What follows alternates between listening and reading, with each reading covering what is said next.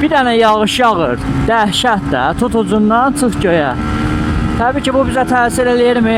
Biraz təsir eləyir, nə mənada? Bizə zövq və xoşbəxtlik verir. Biz də xoşbəxtliyi alıb həyatımıza davam edirik. Həqiqətən də möhtəşəmdir. Sonra dedilər ki, niyə motosiklet sürürsən? Başqa harda bu yağışın gözəlliyini hiss eləmək olar axı? Harda?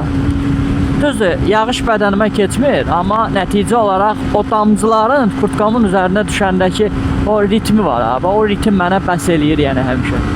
Ona görə xoşbəxtlik məhz motosikletlə gəlir.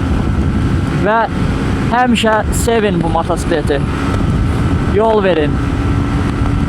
Deyirlər ölümdür, təhlükədir, belədir, elədir, amma onsuz da həyatda hər şeyin bir sonu var da. Heç olmasa xoşbəxt sonluğu olsun. Sevdiyiniz bir şeyin üzərində sonluğunuz olsun. Nəysə, sonluqdan danışmayaq, biz hələ əvvəldəyik. Həm dostum Sabirin qeyd elədiyi həmişə bir söz var. Evdə dördbucaq qutunun içərisində oturursan, çıxırsan avtobusa ya ictimai nəqliyyata, maşına ola bilər. Minirsən, yenə dördbucaq qutunun içərisində. Gedirsən işə, yenə dördbucaq qutunun içərisində. Həyatın heç bir yanını hiss eləyə bilmirsən, həyatın heç bir xoşbəxtliyini dada bilmirsən. Küləyi, yağışı, həyatın fərqində belə olmursan. Amma motosikletə minirsən, sən və həyat sizi birləşdirən yeganə şey bu dəmir parçasıdır.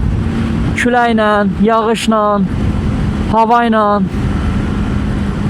hər şeylə. Ona görə çox möhtəşəmdir həqiqətən də. Yəni bunu yaşamayanlar bilməyəcək heç vaxt. Heç bilməyinizə ehtiyac da yoxdur yəni.